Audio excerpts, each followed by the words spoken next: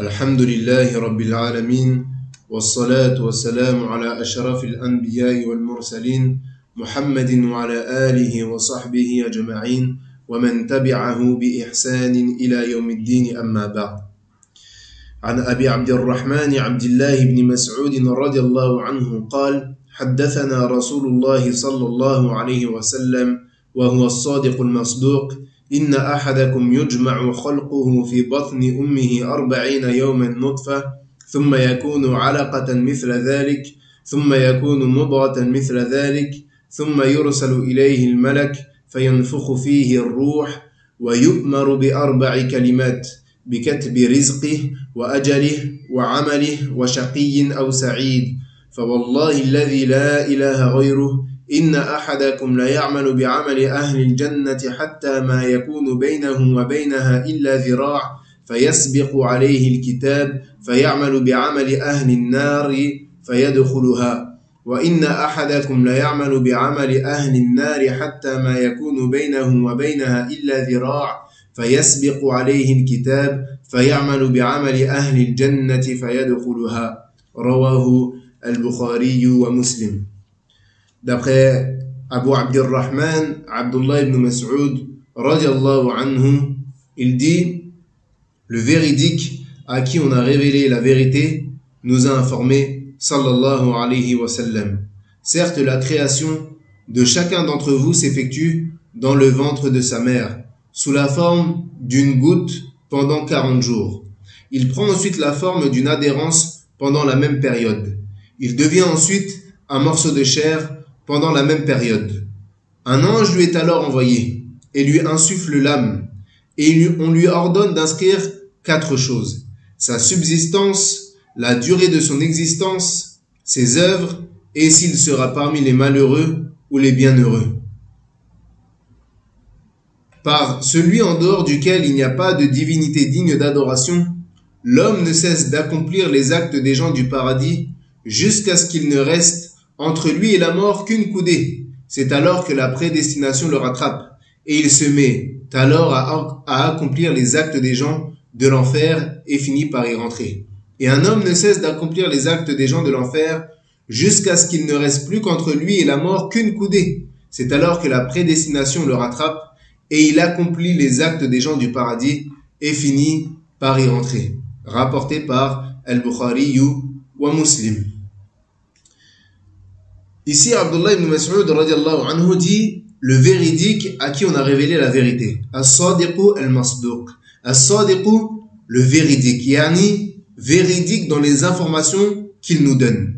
Al-masduq, à qui on a révélé la vérité.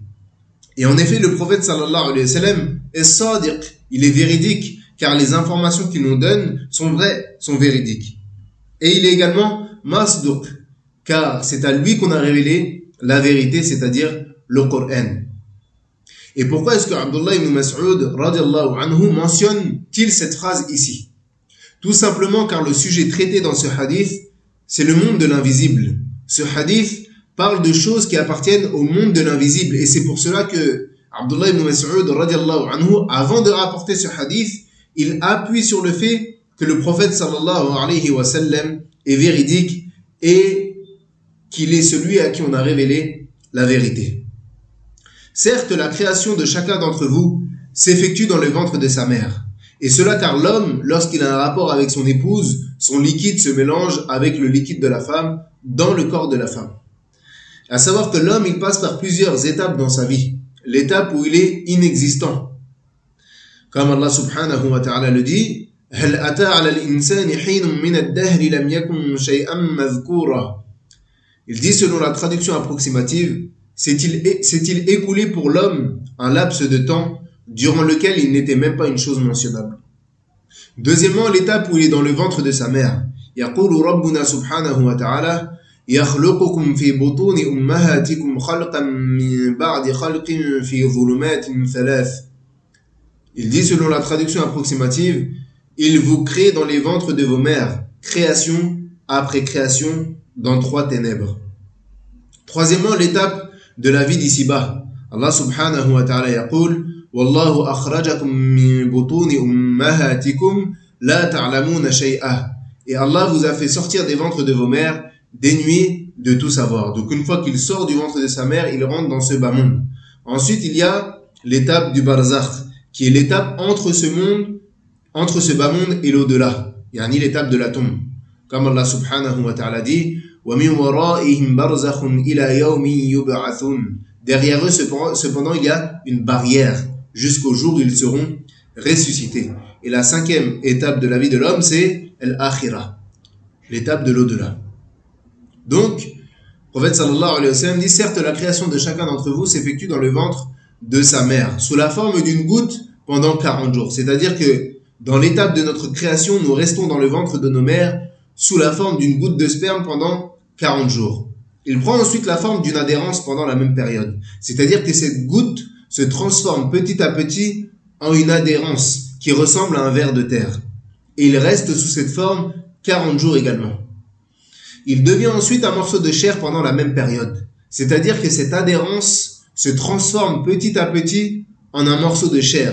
Et il reste sous cette forme 40 jours également.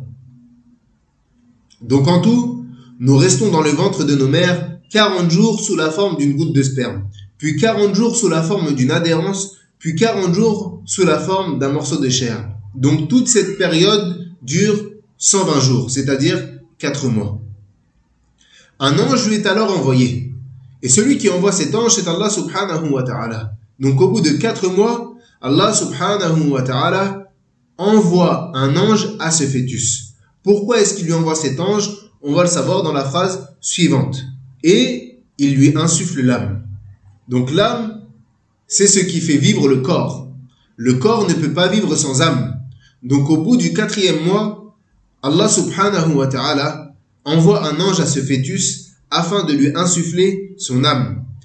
Et en ce qui concerne comment est-ce que cette âme est insufflée, nous n'en avons pas la connaissance.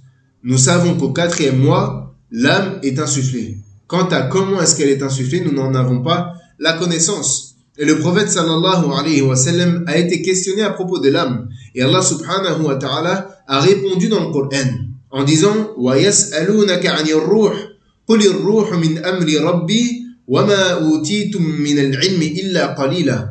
Il dit subhanahu wa ta'ala, et il t'interroge au sujet de l'âme. Dis, l'âme relève de l'ordre de mon Seigneur et on ne vous a donné que peu de connaissances. Dans le sens où il a été donné très peu de science aux hommes et qu'Allah Azza wa Jal est celui qui détient la science parfaite et complète et il englobe tout de sa science. Et dans ce verset-là, Allah Azza wa Jal il réprimande ceux qui questionnent à propos de l'âme. Et on est dans le sens où vous n'avez que très peu de connaissances dans des choses bien plus importantes. Est-ce que vous avez réuni toute la science pour qu'il ne reste plus que l'âme pour que vous questionnez dessus? Donc cet ange vient et insuffle l'âme. Et on lui ordonne d'inscrire 4 choses. Donc c'est Allah ici qui ordonne à l'ange d'inscrire 4 choses sur ce fœtus. Sa subsistance, la durée de son existence, ses œuvres et s'il sera parmi les malheureux ou bien les bienheureux. Donc on lui ordonne d'écrire sa subsistance. La subsistance, c'est tout ce qui profite à l'homme. Et la subsistance se divise en 2 catégories. La subsistance qui concerne l'homme dans sa vie mondaine, comme la nourriture, la boisson, les vêtements, la monture, la maison, etc. Et la subsistance qui concerne sa religion, sa science, son degré de foi, etc. Donc la subsistance qui nous est écrite dans le ventre de nos mères concerne ces 2 catégories. Et ici, une chose importante. Allah Azza wa Jal a inscrit nos subsistances dans le ventre de nos mères. Donc il ne convient pas que la personne ait peur quant à sa subsistance. Il y a certaines personnes, ils ont peur, par exemple, d'accomplir cette noble adoration qu'est la hijra. Pourquoi? Car il dit, si je accomplis la hijra, ou si j'émigre dans un autre pays, dans un pays musulman, comment est-ce que je vais faire? Comment est-ce que je vais gagner ma vie? Comment est-ce que je vais manger? Comment est-ce que je vais dépenser pour ma famille? Comme si sa subsistance n'avait pas été écrite auparavant. Sache qu'Allah Azza wa Jal a écrit ta subsistance alors que tu étais dans le ventre de ta mère. Et également, le prophète sallallahu alayhi wa sallam a dit Ya ayyuhan nas, inna ahadakum lan yamuta hatta yastakmila rizqah. Le prophète sallallahu alayhi wa sallam a dit l'un d'entre vous ne mourra pas avant d'avoir complété sa subsistance. Donc que tu te trouves à Djibouti, que tu te trouves au Maroc, en Algérie, en Gambie, au Sénégal, au Mali, en Égypte, en Arabie Saoudite, en Chine, en Russie, peu importe l'endroit où tu te trouves, sache que celui qui te donnait ta subsistance dans le pays dans lequel tu étais est le même qui te donnera ta subsistance là où est-ce que tu es, là où tu iras, là où tu émigreras, Allah Azza wa Jal te donnera également ta subsistance. Il lui inscrit également la durée de son existence. La durée que l'homme va rester dans cette dunya est également écrite lorsque le fœtus est dans le ventre de sa mère. Et les gens ne sont pas égaux quant à leur espérance de vie. Il y a des enfants qui meurent à leur naissance, tout comme il y a des gens qui dépassent la centaine d'années. À savoir que dans les communautés précédentes, l'espérance de vie était beaucoup plus longue que la nôtre. Par exemple, Nuh alayhi salam est resté 1000 ans, moins 50, c'est-à-dire 900 ans. Et la durée de vie n'est pas une chose que l'on choisit. Tu trouves parfois des personnes en bonne santé qui ont une grosse force physique mourir avant d'autres qui sont faibles et malades. Et tout ceci revient à Allah subhanahu wa ta'ala. On lui inscrit également ses œuvres. Donc toutes les œuvres que va faire la personne lui est également inscrite par l'ange dans le ventre de sa mère. Toutes ses paroles, tous les actes de ses membres, ou bien tous les actes du cœur également sont déjà écrits. Et s'il sera parmi les malheureux ou les bienheureux. Et donc cela est en rapport avec la finalité de l'homme. Ou bien, où il sera du nombre des bienheureux, ceux qui s'établiront dans la demeure des délices, yani le paradis, ou bien il sera du nombre des malheureux, ceux qui sombreront dans les abîmes de l'enfer, wal'iyadhu billah, qu'Allah Azza wa Jal nous compte parmi les bienheureux. Par celui en dehors duquel il n'y a point de divinité digne d'adoration. Ici, le prophète sallallahu alayhi wa sallam jure par Allah afin d'appuyer la phrase qui va suivre. Il jure par celui en dehors duquel personne ne mérite l'adoration, car on a déjà vu qu'il y a d'autres divinités en dehors d'Allah Azza wa Jal qui sont adorées, mais que celles-ci sont de fausses divinités qui n'ont aucun droit à l'adoration. L'homme ne cesse d'accomplir les actes des gens du paradis jusqu'à ce qu'il ne reste entre lui et la mort qu'une coudée. C'est alors que la prédestination le rattrape et il se met à accomplir les actes des gens de l'enfer et finit par y rentrer. Et ici, il y a une problématique que l'on peut poser. Comment est-ce que la personne peut-elle accomplir les actes des gens du paradis, puis ensuite la prédestination le rattrape et il rentre en enfer? Certains pourraient penser que cela est une injustice. Ce qu'il faut comprendre, c'est que cette personne accomplit les actes des gens du paradis en apparence. Mais en réalité, le fait qu'il rentre en enfer est dû à quelque chose qui se trouve dans son cœur, comme l'hypocrisie ou bien le manque de sincérité. Mais en aucun cas, Allah subhanahu wa ta'ala est injuste, car comme il le dit lui-même, subhanahu wa ta'ala, inni harramtu dhulma ala nafsi. Certes, je me suis interdit l'injustice à moi-même. Plutôt, Allah subhanahu wa ta'ala honore ses adorateurs sincères. Et une histoire qui illustre cela, c'est l'histoire d'un homme qui combattait dans le sentier d'Allah. Il combattait ses ennemis avec force et courage, à tel point que les gens étaient impressionnés. Et le prophète sallallahu alayhi wa sallam leur a dit, il est parmi les gens du feu. Et les compagnons ont été surpris. Comment un homme comme lui pouvait-il faire partie des gens de l'enfer? Certains ont donc décidé de le suivre sur le champ de bataille. Et cet homme a été atteint par une flèche de l'ennemi. Et à cause de la douleur intense de sa blessure, il a sorti son épée, a posé le manche à terre avec la pointe de celle-ci vers le haut, puis l'a posé sur sa poitrine et ensuite il s'est transpercé le corps jusqu'à ce que l'épée ressorte par son dos.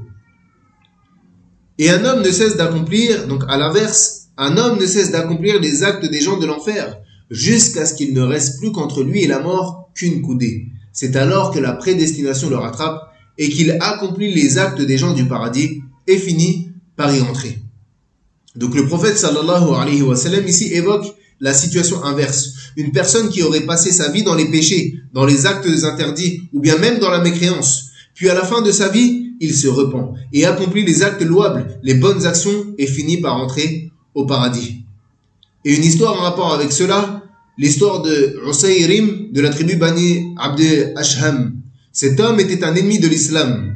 Et lorsque les musulmans sont sortis pour une bataille, Allah subhanahu wa ta'ala a déposé la foi dans son cœur et il s'est donc converti, puis est parti directement combattre. Et il a été tué et donc il est mort martyr, sans jamais avoir posé son front au sol, sans jamais avoir fait une prosternation pour Allah subhanahu wa ta'ala.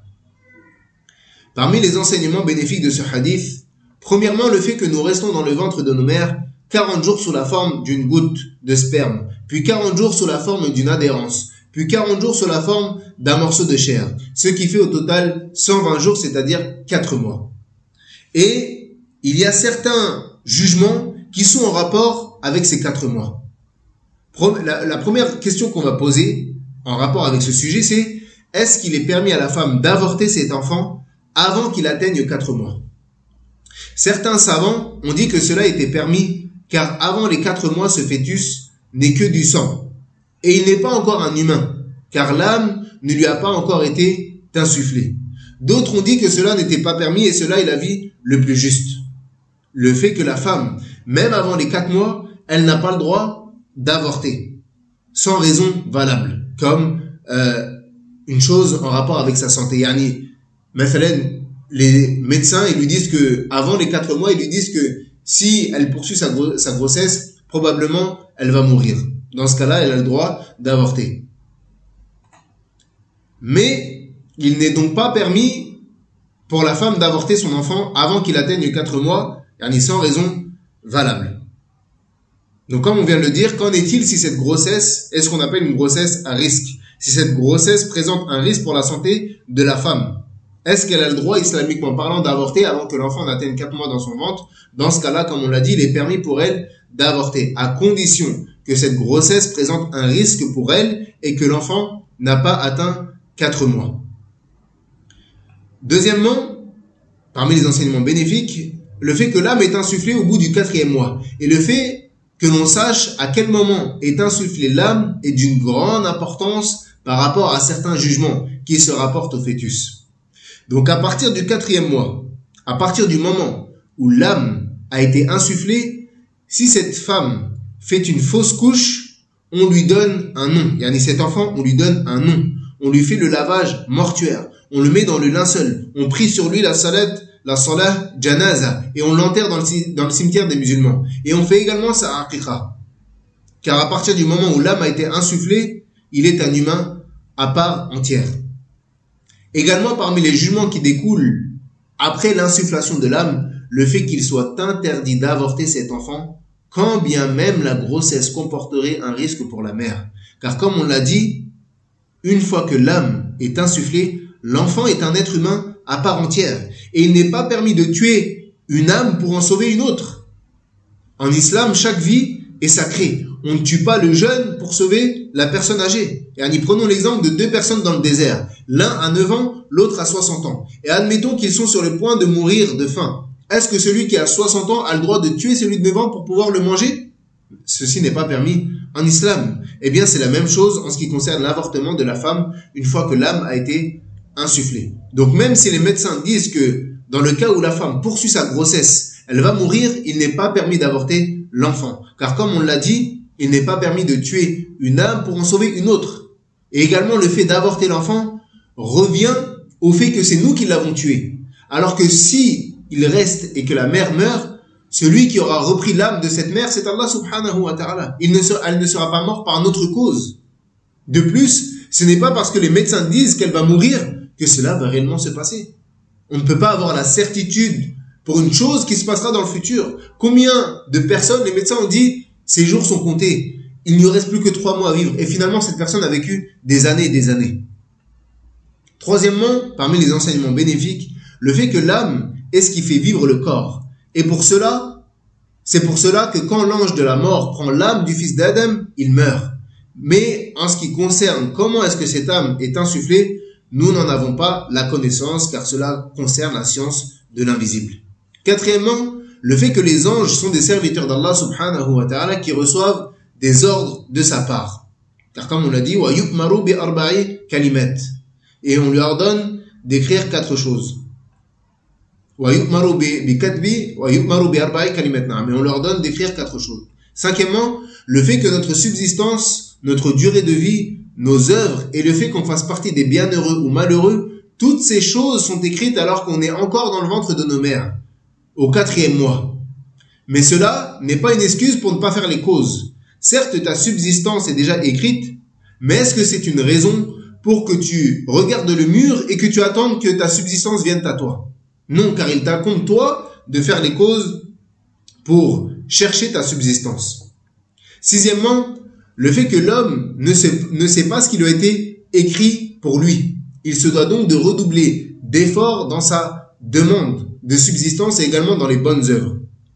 Et 7e, le fait que la finalité de l'homme ne sort pas de ces deux choses. Ou bien tu feras partie des bienheureux qui s'établiront au paradis, ou bien tu feras partie des malheureux qui rentreront en enfer. Il y a également dans ces hadiths l'encouragement à ne pas désespérer de sa situation. Il y a une personne qui est noyée dans les péchés pourrait désespérer du repentir, pourrait désespérer du pardon d'Allah subhanahu wa ta'ala. Mais ce hadith montre que même si tu es noyé dans les péchés, la porte du repentir est encore ouverte. Et il se peut qu'Allah te pardonne de par ton repentir et de par tes bonnes œuvres et qu'il finisse par t'introduire au paradis. Donc peu importe ce que tu as fait comme péché, peu importe ce qui s'est passé dans ta vie comme mauvaise chose, comme mauvaises actions, comme mauvais actes, alors il n'est jamais trop tard, tant qu'en tout cas tu es encore en vie, tu n'es pas à l'agonie, et tant que la porte du repentir est encore ouverte, il est encore temps de te repentir. Wallahu a'lam wa sallallahu ala nabiyyina Muhammadin wa ala alihi wa sahbihi ajma'in. Subhanaka Allahumma wa bihamdik. Ashhadu an la ilaha illa ant. Astaghfiruka wa atubu ilayk.